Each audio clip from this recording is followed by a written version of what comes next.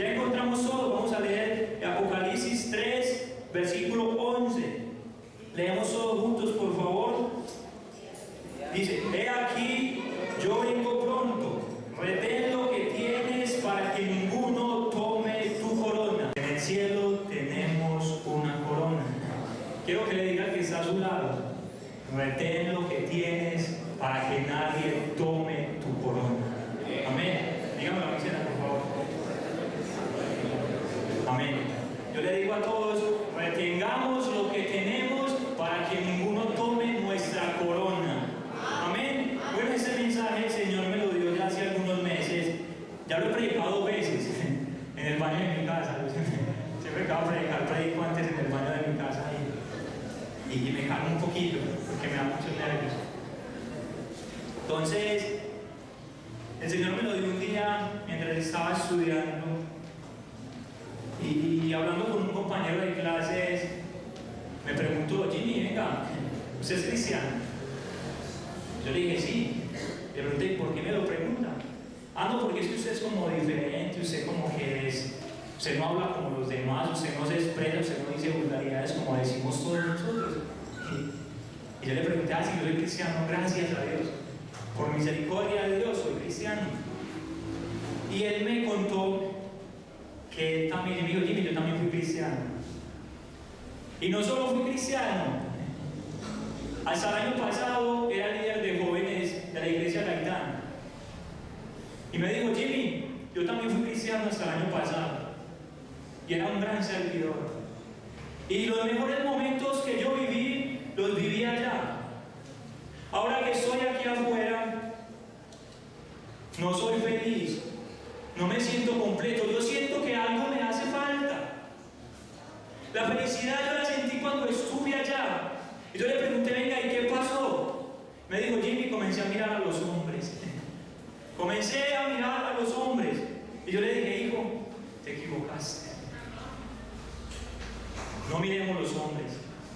Puesto los ojos en Dios, el autor y consumador de la fe. Amén. Y por eso yo a usted, querido amigo que está esta noche acá, antes de comenzar a predicar, le quiero decir algo. No ponga su mirada en ninguno de nosotros, no. Porque todos en algún momento quizás fallemos. Y si usted pone su mirada en mí, cuando yo falle, usted se va a desanimar. Pero yo le digo que ponga su mirada en Dios, el único que no falla. Amén. Ponga su mirada en Él y usted va a permanecer siempre aquí si usted pone su mirada en Él. Hasta el día en que Él venga. Amén. Y bueno, quiero traer esta noche 2 personajes de la Biblia para tratar de que usted entienda esto de que retener lo que uno tiene. Y voy a traer a Saúl y a David. Y Saúl fue un hombre que Jesús, que Dios, bueno, Jesús es Dios. Amén. En aquel entonces lo llamaban Jehová porque no conocían su nombre, pero a nosotros nos fue heredado su nombre. Entonces podemos hablar con tranquilidad de que Dios es Jesús. Amén. Bueno, entonces puede encontrar usted Saúl, que es un hombre que es llamado cuando nadie lo conocía. Saúl es llamado luego de que el pueblo de Israel quería un rey, alguien que los gobernara, ¿cierto? Alguien que estuviera al frente de ellos. Y entonces Saúl es ungido por Samuel y comienza a ejercer su reinado y comienza muy bien. Y Saúl comienza a batallar y comienza bien, comienza ganando batallas y wow, el pueblo decía: ese era el rey que necesitábamos nosotros, ese sí era el que nosotros pedimos. El pueblo pidió un rey conforme al corazón de ellos y ahí tenía un rey conforme al corazón de ellos. Peleaba y ganaba. Él salía a la batalla y salía triunfante y regresaba triunfante. Pero un día Dios le da una orden por medio de Samuel y le dice, usted lo encontrará en Samuel, 1 Samuel, capítulo 15.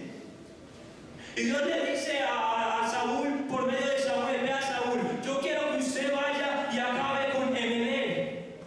Emelec es el pueblo que cuando Dios sacó a Israel de Egipto, entonces Emelec se interpone en los planes que Dios tenía con el pueblo de Israel. Entonces Emelec estropieza tropiezo para el pueblo de Dios. Israel y Amalek se le interpone en el camino. Y como Dios no se queda con nada, Él dice: mía es la venganza. Amén. Entonces Dios, cuando ya le dice a Saúl: Saúl, vea, vaya y acabe con todo Amalek. Amalek tipifica todo lo que nos aleja de Dios, todo lo que se interpone entre que usted y yo podamos llegar a Dios. Y Dios le dice: vea, acabe con Amalek, vaya con todo, absolutamente todo, acabe con niños, acabe con ancianos, acabe con mujeres, acabe con hombres, acabe con todo el ganado, acabe con todo. Y que eso nos sirva a nosotros, de que cuando Dios nos llama, Él quiere que acabemos con todo Amalek. Amén. Amén. Él quiere que acabemos con todo eso que se interpone entre nosotros y Él. Y entonces Saúl, muy obediente, entonces Saúl va. Saúl convoca a su ejército y va a Amalek. Y comienza a matar a los niños, comienza a matar las mujeres, comienza a matar a los hombres. Pero ve al rey de Amalek y le perdona la vida. Ve al rey de Amalek y siente compasión de él y lo perdona.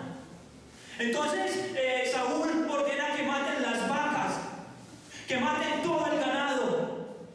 Pero Saúl ve que hay vacas gorditas. Saúl ve que hay ganado gordito, ganado bonito. Y dice: sáquenme ese ganado aparte, no me lo toquen, maten las vacas flacas. O sea, que si yo hubiese sido vaca, me hubiera ido mal en ese tiempo. Me hubiera ido mal. Entonces él dice: acaben con todo lo vil, lo que parece feo. Y echa a un lado hay unos amigos míos que si hubieran sido vacas les hubiera ido bien, ¿cierto? Entonces Dios les dice: acaben con todo Amalek. Y Saúl dice: no, aparte de esas vaquitas, que esas vaquitas están buenas para hacer un sancocho, están buenas esas vacas. Y desobedece a Dios. Acaba con Amalek, pero no cumple toda la palabra de Dios. Cuando Dios nos dice que acabemos con el mundo, es con todo. O lo que a usted le parezca bonito o le parezca feo. Vea, yo me bauticé a mis 18 años y yo tenía una novia que era del mundo. Y entonces Dios me dijo: Jimmy, entrégame esa joven. Y yo le dije: Señor, novia, déjeme, yo me la gano para usted. Señor, vea, como dicen por ahí, el alma para usted y el cuerpo para mí.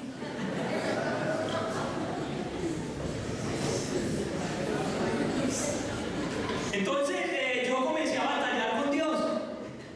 Dios me dijo: Jimmy, acabe con Amalek, pero yo saqué la vaquita gordita a un lado para mí. Esa vaquita a mí me sirve. Y entonces Dios comienza a pedirme esa muchacha. Yo no era lleno con el Espíritu Santo.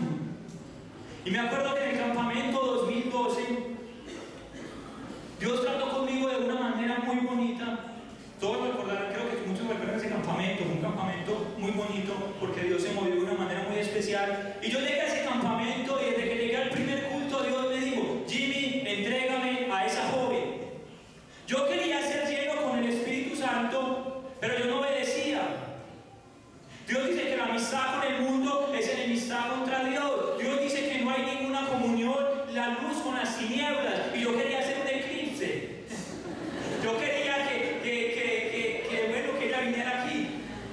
Pero es que Dios lleva un orden para todo, ¿cierto? Dios lleva un orden para todo. Y entonces desde aquel campamento Dios me pide que le entregue a esa joven. Primer culto, y Dios: Jimmy, entrégame a esa joven. Y yo: Señor, no. Segundo culto, Jimmy, entrégame a esa joven. Y yo: Señor, no. Tercer culto, Jimmy, entrégame a esa joven. Y yo: Señor, no. Cuarto culto, yo anhelaba ser lleno con la presencia de Dios. Pero yo sentía que mientras que Dios en el altar llenaba jóvenes con su presencia, cuando Dios llenaba aún a los amigos con su Santo Espíritu, yo sentía como si Dios llegase hasta cierto lugar y yo pusiera como que algo que no lo dejaba pasar. Solamente escuchaba esa voz que me decía: Jimmy, entrégame a esa joven. Y yo no aguanté y le dije: Señor, máteme ese sentimiento porque no aguanto más. Y me salí del auditorio y había unas sillas aquí puestas afuera y aquí estaba la piscina. Yo dije, Señor, ¿o usted hace algo o me voy a tirar piscina? Literal, así le dije, Señor, ¿o usted hace algo o yo me voy a tirar piscina? Yo me arrodillé en la silla. Y recuerdo que un siervo de Dios, el hermano Johncito, se acercó a mí e impuso sus manos sobre mí. Y cuando él impuso sus manos sobre mí, yo no fui lleno con el Espíritu Santo, no. Yo sentí como si Dios hubiese metido su mano y hubiese sacado algo de mi corazón. Y le digo algo, a mí me dolió. Y yo no entendía. Yo no entendía por qué tenía que matar a Emelec. Lo vine a entender 15 días después, cuando llegué al culto y me senté en esa última banca. Alguien predicó fuego consumidor. Yo me senté en la última banca de allá. Cuando se acabó la predicación, yo estaba desanimado, yo estaba triste, yo no entendía por qué Dios me pedía cosas así. Y se acabó la predicación y yo rápidamente me paré de la silla para irme para mi casa, porque estaba triste, porque no entendía las cosas de Dios.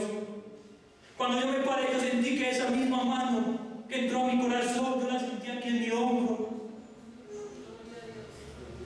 Y yo sentí que mis labios comenzaron a hablar cosas extrañas. Y yo sentí que mi cuerpo comenzó a reaccionar de una manera diferente, como nunca lo había hecho. Pero lo bonito no fue eso. Lo bonito fue lo que mi corazón comenzó a sentir. Mi corazón comenzó a sentir algo muy grande, que no lo puedo explicar. Mi corazón comenzó a sentir la presencia más especial. Mi corazón comenzó a sentir algo maravilloso. Mi corazón comenzó a sentir esa presencia especial que da fuerzas, esa presencia que es poder. Y yo salí del culto, ya saqué pecho, bueno, que no tengo, pero saqué pecho ese día y salí contento. Y luego entendí que cuando Dios le pide algo a uno es porque tiene algo más grande para uno. Cuando Dios te pide que acabes con Emelec es porque tiene en Israel algo más maravilloso para ti. Cuando Dios te pide que acabes con todo eso es porque Él te está preparando algo más especial. Ese día acabé con Emelec. Y por haber acabado con Emelec hoy estoy aquí. De no haber acabado con eso, lo más probable es que estuviese afuera. Pero gracias a Dios que me ayudó a acabar con Emelec. Entonces cuando llega Saúl y entonces ya termina la batalla y ganan, entonces Saúl se lleva todo eso para su casa. Bueno, no meto la vaca en su casa, no sé cuándo le llevaría, ¿cierto? Entonces se lleva todo eso. Y entonces, como para Dios no hay nada oculto, como Dios de todos se da cuenta, como no hay nada oculto en el cielo, ni a los lados, ni aún debajo, Dios se da cuenta. Y le dice Samuel, vea, a mí me pesa haber puesto a Saúl por rey de Israel, porque me desobedeció. Entonces Saúl llega donde Samuel llega donde Saúl, y entonces le dice, vea, Dios te ha desechado de ser rey de Israel, porque desobedeciste. Entonces Saúl, ¿saben qué hizo? Culpó al pueblo. Saúl dice, yo lo hice porque me dio miedo del pueblo. Yo lo hice porque es que el pueblo quiso perdonarle la vida a ellos. Vea, hermano, nosotros tenemos que hacernos responsables de nuestros actos. Si yo estoy mal, no es por culpa del pastor o de los líderes. Si yo estoy mal, no es por culpa de nadie. Vea, mi relación personal con Dios depende de mí y de él y de mí. ¿Cierto? Depende de nosotros dos. Y entonces Saúl se ocultan ellos. Y dice, no, es que ellos me obligaron. Es que a mí me dio miedo de ellos y entonces yo por eso le perdoné la vida a Emelec, a las vaquitas gorditas. Y Samuel le dice que Dios lo ha desechado. Qué tristeza. Cierto, que Dios a uno lo saque de donde lo sacó. Que Dios a uno le dé las cosas que le ha dado. Por eso uno se pone a mirar y uno se queda sorprendido de lo que uno era y lo que ahora uno es. Amén. Uno se queda sorprendido. Y entonces Saúl no sabía lo que tenía. Saúl no sabía lo que estaba perdiendo. Saúl, ¿sabe qué quería Saúl? Que los demás no se dieran cuenta. Saúl quería que los ancianos no se dieran cuenta. Le dice Samuel, vea, póngame delante de los ancianos del pueblo. Saúl le importó cero lo que pensara Dios. Es más, Saúl nunca le importó lo que pensara Dios. Le importó más que pensaran los hombres. A usted y a mí no nos debe importar qué piensen los hombres. Si algo le debe importar al cristiano es cómo me ve Dios y cómo que piensa Él de mí. ¿Qué está pensando Dios de mí? ¿Qué piensa Dios de ti? Independientemente de si me ven aquí parado o me ven allá sentado. Independientemente de si salgo a cantar o no salgo a cantar. ¿Cómo estoy con Dios? ¿Cómo me ve Dios? Pero Saúl no sabía lo que tenía. Por eso retuvo fue el honor ante los hombres. Por eso él dijo, no, es que me amen ellos y que no se den cuenta que he fallado. Entonces Dios lo desecha. Y también le dice a Samuel, Samuel, vea, póngame delante de los hombres y vamos a Israel para que adoremos a Dios. ¡Wow! Saúl parece ser un adorador. Quiere adorar. Pero a Saúl se le olvidó algo. A Saúl se le olvidó que es que antes de yo ser un adorador, debo de ser un obedecedor.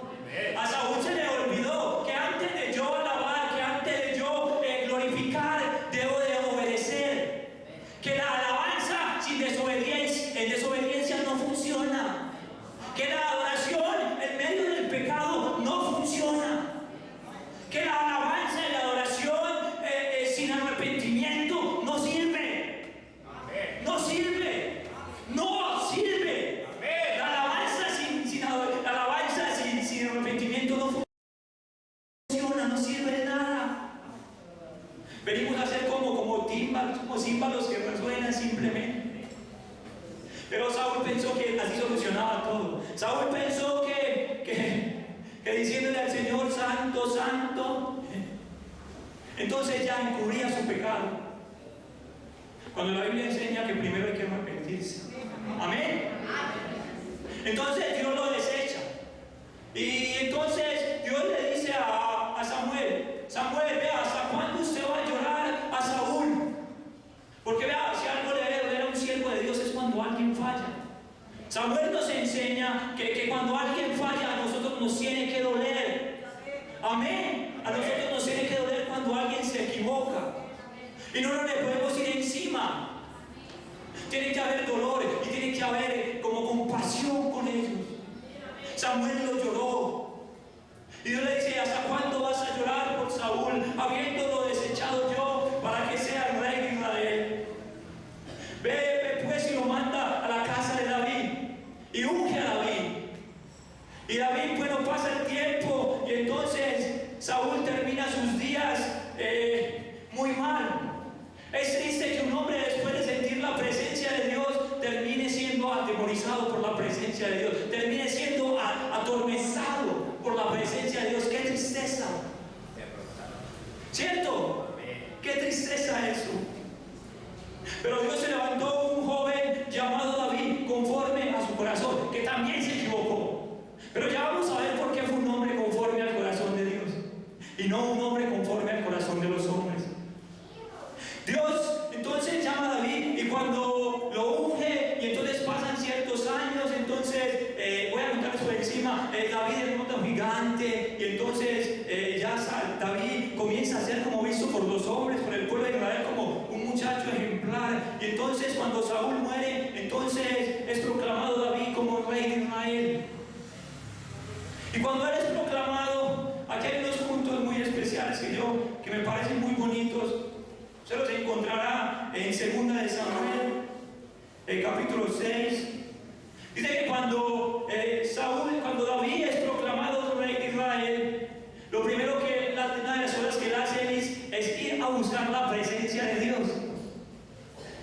David, antes de ser nombrado líder de evangelismo, ser proclamado el líder de jóvenes, antes de ser nombrado tesorero de evangelismo, antes de ser proclamado diácono, ¿saben qué hace David? Él va y busca la presencia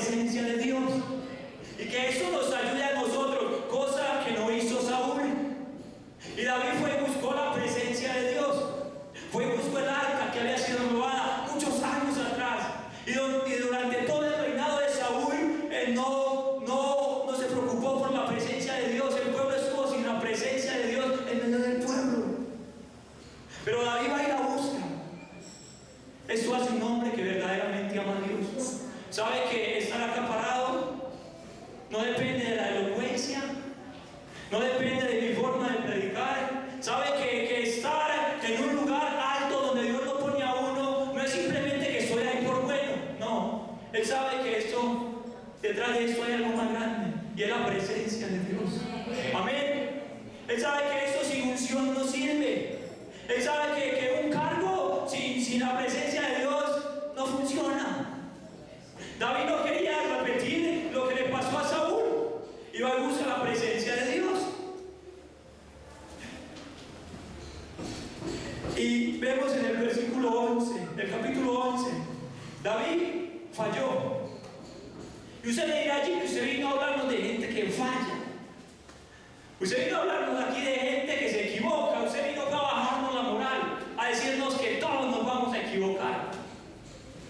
¿Cierto? Usted vino acá a decirnos eso. Pero ya le voy a explicar. David falló. Dice que en el tiempo, usted lo puede leer en 2 Samuel 11, usted puede leerlo en su casa con tiempo si desea, que dice que en el tiempo que los reyes salen a la batalla, David no salió. Y que eso nos enseñe de que cuando Dios nos pone en un lugar es para que lo hagamos. Amén. Ese día se programó una campaña evangelística y David no fue. Ese día los jóvenes programaron una semana del joven y David no fue.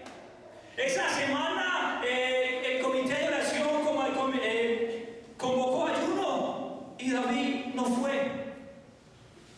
Y como no fue, entonces David se quedó: no, es que estoy cansado, voy a descansar. Y él envió a otros. Para lo que Dios le ponga a usted que haga, hágalo usted. No se lo delegue a nadie. Que si Dios lo pone a usted, Él lo va a ayudar. Amén. Entonces David comisionó, fue a otro. Y usted le puede leer la historia y dice que entonces estando en su casa, entonces él se asoma por el terrado de su casa y ve que hay una mujer hermosa. Betsabé se llamaba ella, una mujer hermosa.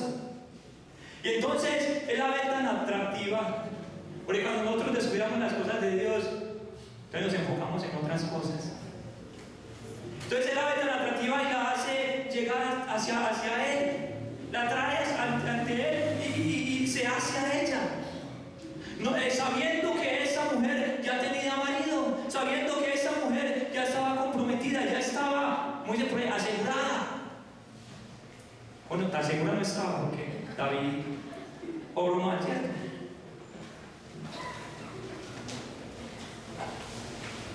Y entonces David se hace a ella y para encubrir su pecado, porque esa mujer entró encinta, o sea que esa mujer quedó en embarazo. Entonces David no sabe qué hacer. David entonces quiere que este hombre venga a su casa. Aquel hombre estaba en la batalla, aquel hombre estaba peleando como Dios nos mandó en la batalla, peleando.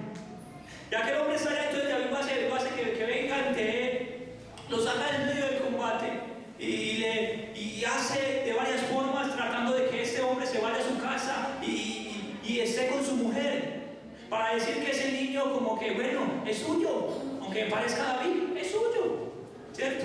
Entonces ese hombre era mi hermano dice: no, ¿cómo voy a estar yo en mi casa descansando si mi pueblo está peleando? ¿Cómo voy a estar yo en mi casa descansando mientras todos están en ayuno? ¿Cómo voy a estar yo en mi casa descansando mientras los demás están en campaña evangelística? ¿Cómo voy a estar yo en mi casa descansando mientras todos están en medio de la batalla? ¿Cómo voy a hacer yo esto? Y este hombre entonces dice: no, yo no voy a ir a mi casa. Prefiero dormir en el palacio afuera que ir a su casa. Entonces David dice, y lo manda con una carta, y él lo sabía, y lo envía nuevamente a Joab, y le dice: vaya con esta carta y entréguesela a Joab. En la carta decía que pusieran a este hombre en el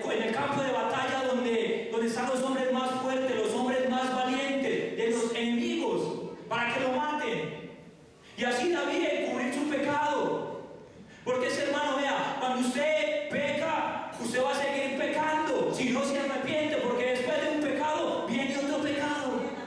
Después de una mentira viene otra mentira. Entonces, efectivamente, aquel hombre es obediente y lleva esa carta. Vea, seamos fieles a Dios hasta la muerte. Aquel hombre fue fiel hasta la muerte. Y Urías el Eteo murió en la batalla. Y entonces ahora David quiere cubrir su pecado, y entonces ya manda a llamar a esa mujer y la toma por sí, porque ya estaba viuda. Entonces yo voy a ser el hombre de ella. Y entonces, como a Dios no se le esconde nada, Dios se da cuenta. Quizás los hombres no se dan cuenta, quizás el pastor no se dé cuenta, quizás su líder no se dé cuenta, pero Dios se da cuenta. Entonces, Natán llega a casa de David. Y David, aunque falló, se arrepintió. ¿Saben qué hizo David cuando falló? Y entonces, ¿saben qué hizo él? Usted le puede leer el Salmo 51. Y ahí usted puede leer. Usted puede ver lo que sintió David. David ahí sintió no que le habían fallado a los hombres. David en ese salmo se expresa que quien le falló fue a Dios. Contra ti, Jehová, solo contra ti he pecado. Vamos a estar en pie, por favor. Yo quiero que los de la alabanza me colaboren. Un momentico, no he terminado. Vean, en ocasiones hay que hacer esto. Hay que pedirle perdón a Dios, porque no podemos seguir así. Y vamos a decirle, Señor, vea, que mi vida entera esté consagrada a ti, Señor. Y si nos tiene que lavar esa noche, que nos lave. Si hemos fallado, que nos perdone. Porque Dios, un corazón contrito y humillado, no lo desprecia. Si usted ha fallado, usted le puede pedir a Dios, perdón a Dios, y Dios lo perdona. Porque Dios es muy bueno. Porque Dios es maravilloso. Porque Dios es misericordioso. Porque si algo tiene Dios, es misericordia. Y dígale con el corazón, si usted le ha fallado, dígale, Señor, lávame. Y si no le ha fallado, dígale, Señor, guárdeme para nunca fallar. Señor.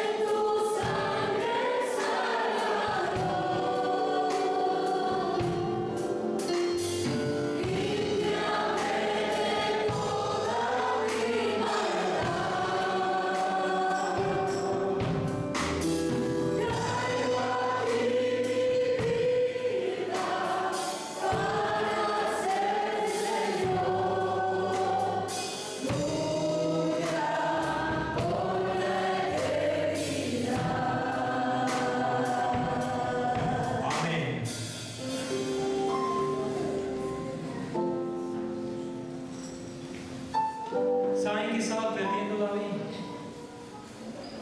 David no fue como Saúl, que pensó que perdía la imagen ante los hombres. Saúl lo expresa en el Salmo 51. Salmo 51, 11. Dice: no me eches de delante de ti, no me eches de delante de tu presencia. Quizás los hombres se den cuenta que fallé, no me importa. A mí me importa mi relación contigo. No me eches de delante de tu presencia. Y para David la presencia de Dios era lo más grande. Porque él dice en el Salmo 16, 11, dice: me enseñarás sabiduría, solo ante tu presencia hay plenitud de gozo. Delicias a tu diestra por siempre y para siempre. Para David la presencia de Dios era lo más grande y lo describe como plenitud. Yo puedo tener mucho, dice David. Yo puedo ser rey de todo. Yo puedo tener ejércitos a mi disposición. Pero nada de eso me llena. ¿Sabe qué me llena a mí? La presencia de Dios. ¿Sabe qué me hace vibrar el corazón a mí? La presencia de Dios. ¿Sabe qué nos debe mover a nosotros? La presencia de Dios. Para David significaba la presencia de Dios lo más grande que el hombre puede llegar a recibir. Por eso él no se preocupa por los hombres, él se preocupa es por Dios.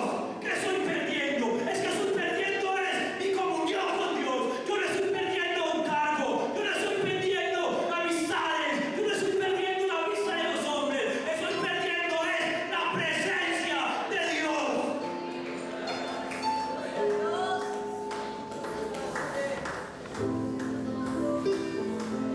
Y sigue diciendo: no me eches de delante de ti, no quites de mí tu Santo Espíritu. Vuélveme. Lo estaba perdiendo y dice: vuélveme. David se dio cuenta: retén lo que tienes. Y David dice: vuélveme el gozo de mi salvación. David valoraba la salvación. David valoraba esto. Vean, muchachos, Dios no nos trajo aquí con el fundamento de que Dios hubiese muerto en una cruz. No fue para que usted y yo fuésemos predicadores. No fue para que usted y yo fuésemos grandes líderes. No, Señor. Dios murió en una cruz no es para que usted y yo fuésemos buenos cantantes, fuésemos buenos músicos, fuésemos buenos oradores. Dios murió en una cruz para que usted y yo fuésemos salvos.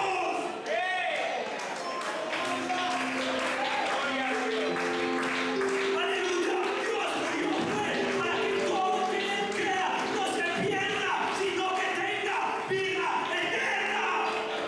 Pero tenemos que entender que las demás cosas son añadidura.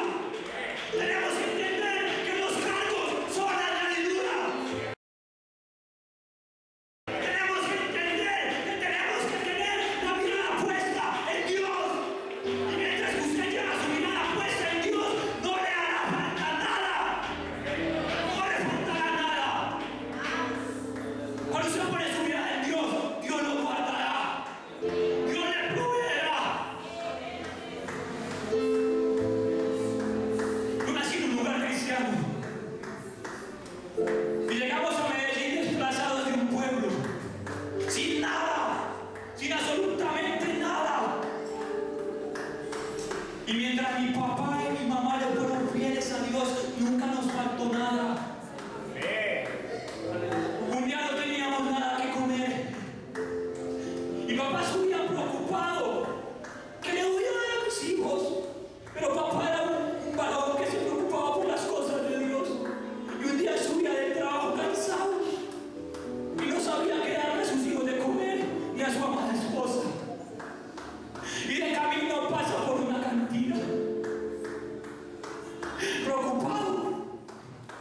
Hoy mis hijos se acostarán sin comer. Y dice mi papá que de esa cantina lo llamó un señor y le dijo: señor, venga.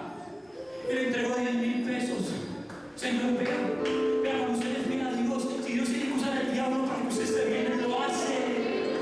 Si Dios, para que sus hijos estén bien, Él tiene cuidado de Él, siempre y cuando usted esté reteniendo esta salvación, siempre y cuando usted esté con su mirada puesta en Él. Tampoco teníamos EPS, no teníamos Municipal. Y mi hermanito Felipe un día en la escuela se cayó y se quebró su manito. Se quebró su manito aquel día.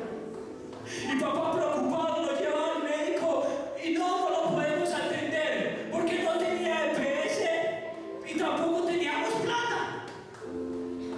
Entonces mi papá lo lleva de alguien que soba, de esa gente que soba las manos. Y esa señora le dice, no puedo hacer nada porque esa mano está quebrada. Yo no la puedo tocar. Pero papá, que conocía a Dios que todo lo puede, a Dios que es médico, comienza a orar por él. Todas las noches oraba por él. ¿Y saben qué? ¿Ustedes conocen al hermanito Felipe? Dígale, Pipe, muéstrele su mano. La gente decía, esa mano se le va a secar. Pero si como Dios acomoda los huesos, Dios, si Él conoce nuestro cuerpo, si Él nos formó, si Él nos hizo, ¿cómo no va a saber acomodar un hueso? Amén, y Dios lo sanó. Esa mano que iba a quedar seca quedó gordita, y es más, pegaba hasta uno. Yo fui víctima de esa mano. Pegó hasta uno. ¿Saben por qué pasaba eso? Porque cuando alguien pone su mirada en Dios, cuando alguien deja que Dios sea su todo, entonces Dios se preocupa por nosotros y no nos va a faltar absolutamente nada. Nada. Dios se ocupará de su economía, Dios se ocupará de su salud, Dios se ocupará de su vida sentimental, Dios se ocupará de todo. Él no quiere que usted ponga su mirada en Él y que mantenga esta salvación, vea, que la atesore como lo más grande. Porque es algo grande que uno puede tener. Dígame, déjeme decirle que no es un título. Si algo te aleja de Dios,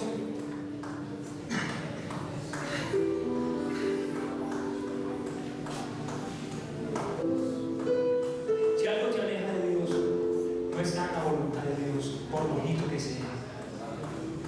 Si tu trabajo te aleja de Dios, no está en la voluntad de Dios. Si tus amigos, por muy buenos amigos que sean, te alejan de Dios, no están en la voluntad de Dios. Si tu trabajo te aleja de Dios, no está en la voluntad de Dios. Si tu novia te aleja de Dios, no está en la voluntad de Dios. Porque si algo quiere Dios es que el hombre esté cerca de Él. Amén. Póngase en pie, por favor. Cierta ocasión Dios comisionó 70 hombres. Jesús, cuando vino en carne, entonces comisionó 70 hombres. 70 hombres. Y los mandó y les dijo, vayan y a esos pueblos, vayan a esas veredas, vayan a esos lugares y sanen los enfermos. Vayan y sanen los enfermos. Y efectivamente el pueblo y los hombres van de dos en dos. Y llegan a cierta parte e imponen sus manos por los enfermos y son sanos. Había un endemoniado y echaban fuera demonios. Pero cuando van de regreso, entonces vienen contentos. Y yo me imagino quizás a Pedro y Juan. Y entonces Juan le dice a Pedro, ay Pedro, ¿viste cómo es que fuera ese demonio? Entonces Pedro le dice, no, eso no es nada. Usted vio cómo yo sané, cómo puse mis manos sobre esa enferma y se sanó. Entonces Dios de este lado los mira y les dice, no se alegren porque los demonios se sujetan, no. Alégrense por algo más grande.